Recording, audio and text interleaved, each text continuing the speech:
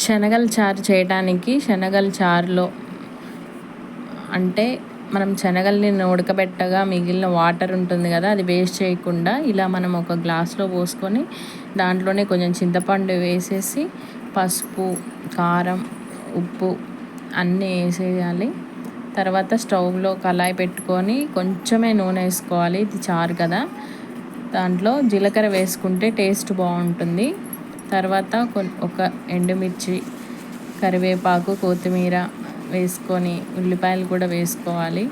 ఇవి కొంచెం brown colour వచ్చిన తర్వాత అల్లం పేస్ట్ కూడా వేసి మంచిగా వేగనివ్వాలి. దాని తర్వాత ఎల్లిపాయలు వేసుకోవాలి. ఎల్లిపాయలు వేసుకుంటే చాలా టేస్ట్ ఉంటుంది.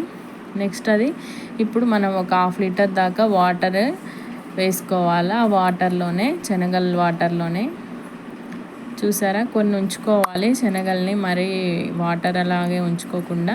ఇప్పుడు దాన్ని తీసుకెళ్ళి ఆ తాలింపులో వేయాలి.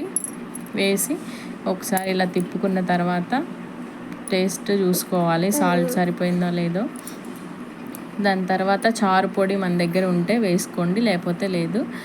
కొంచెం వేసుకొని మంచిగా తిప్పుకొని ఒక పొంగు వచ్చే వరకు ఉంచుకొని దించేయటమే. చాలా బాగుంటుంది, హెల్తీగా ఉంటుంది.